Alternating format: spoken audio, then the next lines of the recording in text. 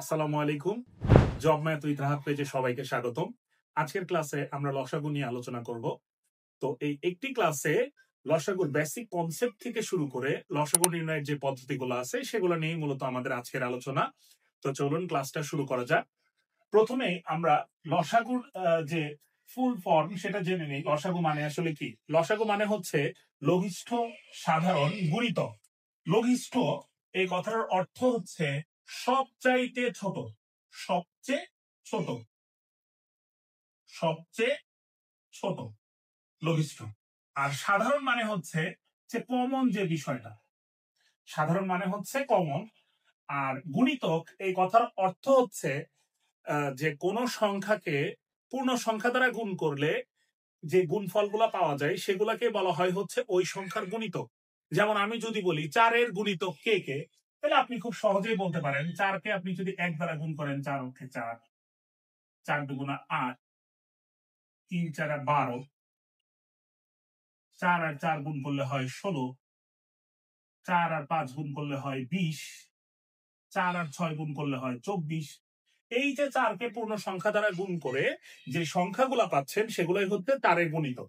তো এখানে 4, 8, 12, 16, 20 এগুলাই হচ্ছে কি 4-এর গুণিতক। তো আমি যদি বলি 10-এর গুণিতক কে কে, তাহলে 10, 20, 30, 40, 50, 60, 70, 80, 90, 100 ডট ডট ডট এগুলো হচ্ছে আমাদের কি 10-এর গুণিতক।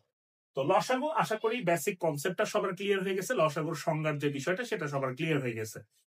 তো এখন আমরা এই সংজ্ঞার মাধ্যমে চলেন দুইটা সংখ্যার লসাগু নির্ণয় করে ফেলি এই সংজ্ঞাটা দিয়ে। তারপরে আমরা আরো পদ্ধতি শিখবো, সমস্যা নাই। তো আমি আপনাদেরকে বললাম 4 এবং 8 এদের লসাগু আমরা একদম ডেফিনিশন থেকে যা শিখে আসছি সেটা দিয়ে আমরা প্রথমে আগে চলেন একটু সলভ করে ফেলি। যেমন আমি বললাম 4 এবং 8 এর লসাগু কত, তাহলে বলছিলাম যে লসাগু হচ্ছে সেই জিনিস যেটা হচ্ছে কি লঘিষ্ঠ সাধারণ গুণিতক। তো আপনি যদি 4-এর গুণিতক নিয়ে চিন্তা করেন, 4-এর গুণিতক কে কে একটু আগে দেখে আসছি, 4, 8, 12, 16, 20, 24, 32, 28 আছে, তারপরে 32 ডট ডট ডট এগুলো হচ্ছে কি 4-এর গুণিতক। এখন আমি যদি বলি 8-এর গুণিতক কে কে, 8-এর গুণিতক হচ্ছে 8, 16, 24, 32, 40 ডট ডট দিয়ে দিলাম, ঠিক আছে? এগুলো হচ্ছে কি 8-এর গুণিতক। এখন দেখেন এই যে 4 এবং 8-এর গুণিতক তো আমরা পাইলাম। এই গুণিতক গুলার মধ্যে আমরা সেই গুণিতকটাই নিব যেটা দুইটার মধ্যেই আছে, কমন আছে এবং সবচাইতে ছোট। দেখেন আপনি যদি বলেন যে 24 দুইটার মধ্যেই আছে, সমস্যা নাই, কিন্তু 24 কি সবচাইতে ছোট? 24 এটার মধ্যেও আছে এটার মধ্যেও আছে, কিন্তু 24 কি সবচাইতে ছোট? না। আমি কি 8 চিন্তা করতে পারি না? দেখেন তো এর চাইতেও ছোট একটা গুণিতক আছে না, যেটা দুইটার মধ্যেই আছে এবং সবচাইতে ছোট? আপনি যদি বলতেন 4, খেয়াল করেন, আপনি যদি বলতেন 4, 4টাকে আমাদের অ্যান্সার হইতো না। 4 কিন্তু এটার মধ্যে আছে, কিন্তু এটার মধ্যে কিন্তু নাই। আমাদের দুইটার মধ্যেই থাকতে হবে, কমন থাকতে হবে, সাধারণ কমন, কমন গুণিতক থাকতে হবে। তো দুইটার মধ্যেই কমন আছে কোনটা দেখেন 8। এটা শুধুমাত্র যে কমন আছে বিষয়টা তা না, এরকম আরো অসংখ্য কমন থাকতে পারে, কিন্তু এই কমনটা যে আছে এই কমনটা হচ্ছে সবচাইতে ছোট, যেটা সবচাইতে ছোট এবং দুইটার মধ্যে আছে। এই কারণে আমরা বলে থাকি 4 এবং 8-এর লসাগু হচ্ছে 8।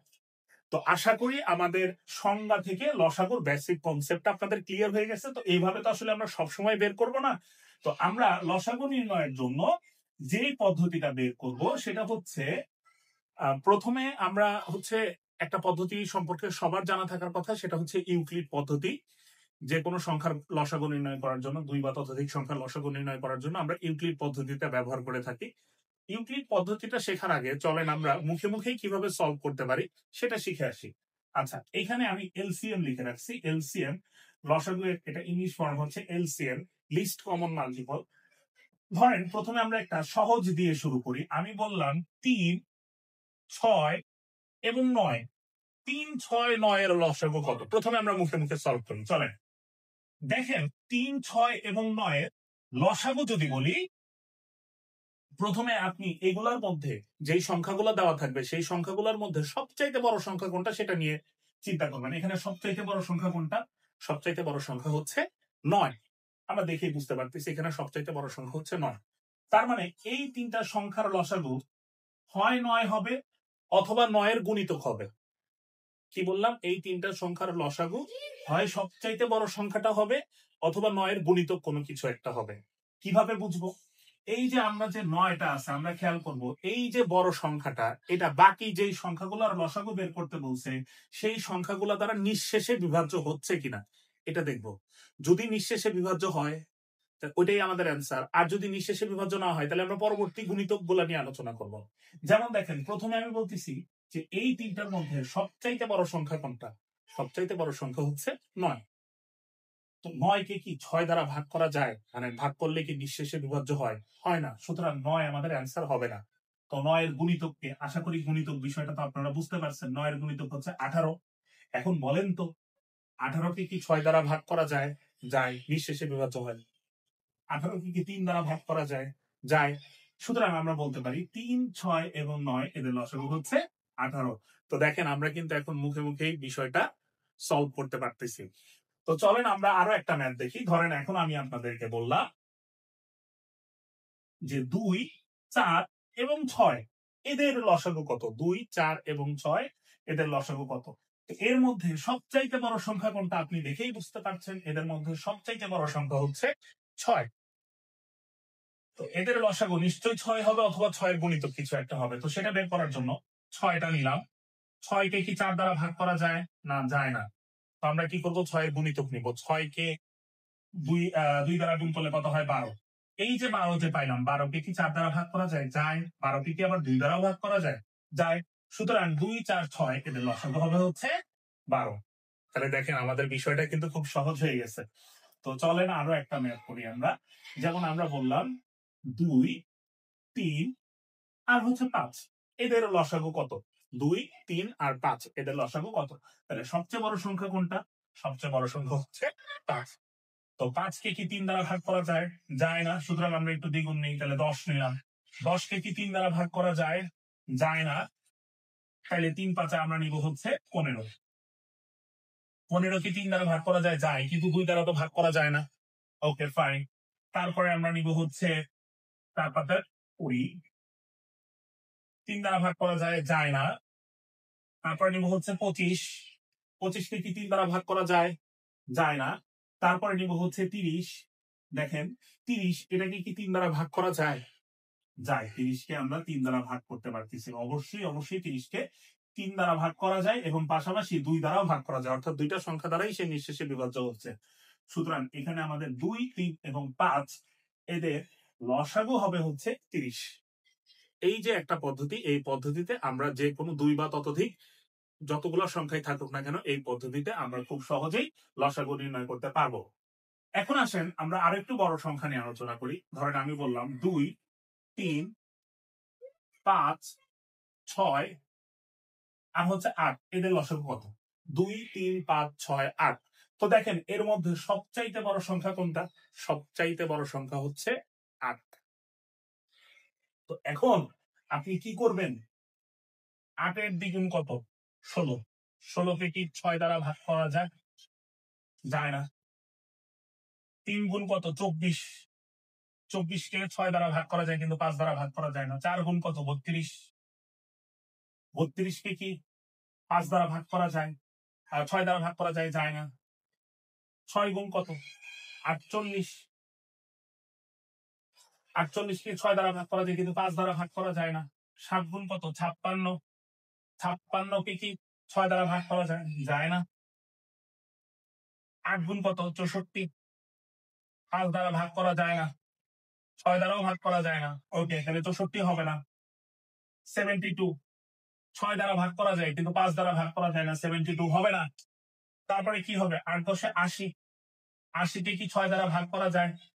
যায় না। 5 দ্বারা ভাগ করা গেলেও 6 দ্বারা ভাগ করা যায় না। 8 11 88। 88 কে কি দেখেই বুঝতে পারতেছেন 5 দ্বারা জীবনেও ভাগ করা যাবে না।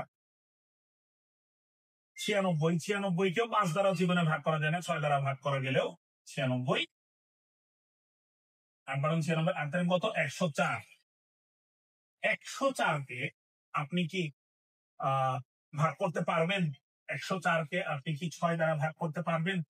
5 দ্বারা তো ভাগ করা যায় না, এটা দেখে বোঝা যায়। সুতরাং 104 হবে না। তারপরে আছে হচ্ছে 112। 112কে আপনি 5 দ্বারা নিঃসন্দেহে ভাগ করতে পারবেন না। এরপরে আছে দেখেন 120। 120কে আমরা চাইলে 8 দ্বারা ভাগ করতে 6 দ্বারা কিন্তু ভাগ করতে পারি, 20 বার যায়। 5 দ্বারাও ভাগ করতে পারি, 24 বার যায়। 3 দ্বারাও ভাগ করতে পারি, 40 বার যায়। 2 দ্বারা তো ভাগ যায়। সুতরাং আমাদের 2, 3, 5, 6 এবং 8 এদের লসাগু হচ্ছে 120।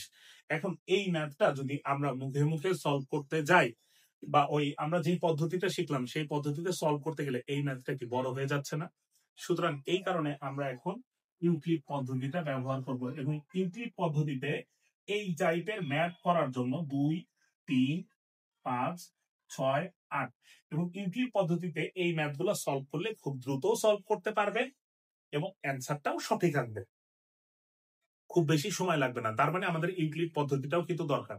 যখন আমরা দেখব 2টা বা 3টা সংখ্যা আছে, তখন কিন্তু আমরা খুব সহজেই মুখে মুখে সলভ করতে পারি। কিন্তু যখন 3-এর অধিক কিছু থাকবে, তখন আমরা চেষ্টা করব হচ্ছে ইউক্লিড পদ্ধতিতে করার জন্য। এই কারণে আমাদের ইউক্লিড পদ্ধতিটাও শিখে রাখতে হবে। পদ্ধতিটা খুবই সহজ।